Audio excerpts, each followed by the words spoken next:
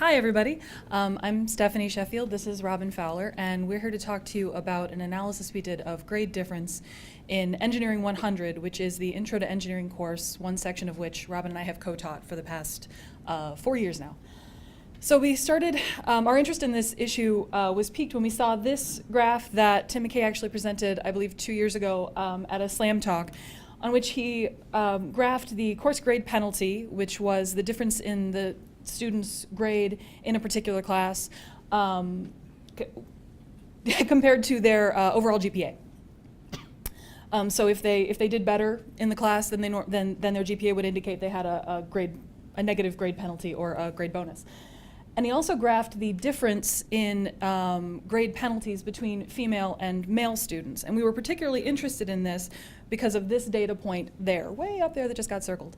That's our class, or rather our section of Engineering 100 is contained within that data point. And as you can see, on average, students in that class have a slight grade bonus. They generally get a grade that's 0.09 higher than their GPA.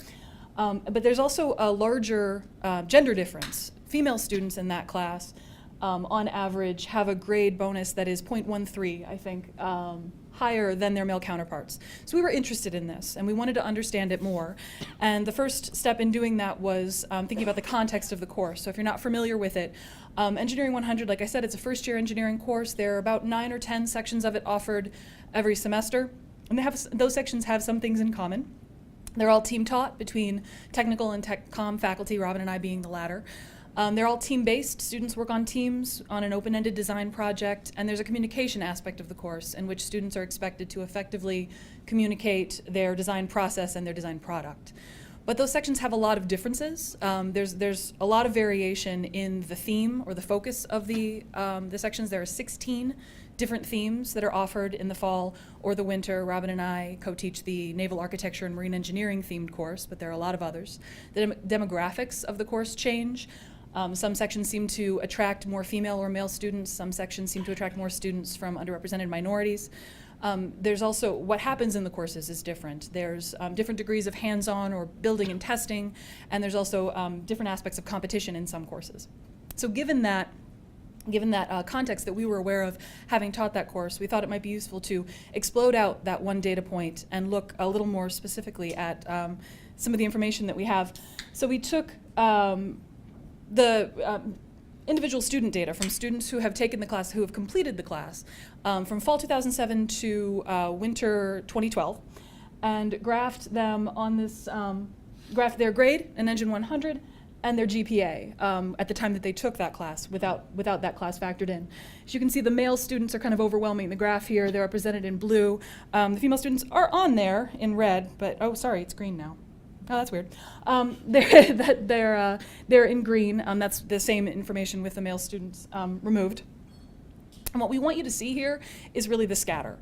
You can see here with the lines of best fit there. There is a positive relationship between the grade in the course and the GPA, but there's not much difference in gender there.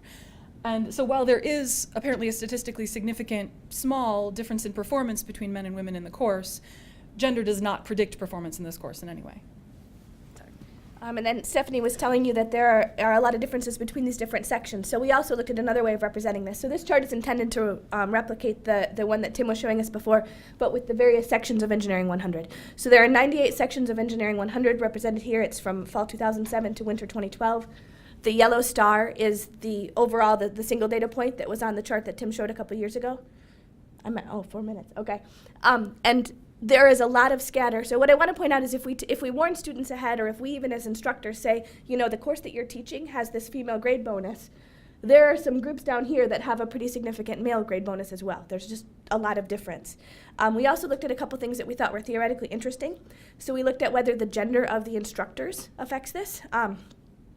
We haven't done any inferential statistics on this, but it does look like there's a difference between the sections that are taught by 2 females and everybody else. So those are the yellow triangles that are mostly clustering off in the top left. And then we also looked at whether the section was a design build test section, so the sections that are pretty heavily hands-on and where there's a big focus on what you're building in the course. There doesn't seem to be much here, but we haven't done any inferential statistics on this. Oops.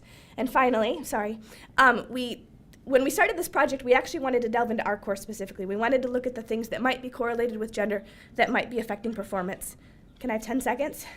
Okay, so we're planning on doing a big regression model looking at things like how people interact with C-tools and how they do on the teams, but we got the data from the registrar yesterday, so that's coming.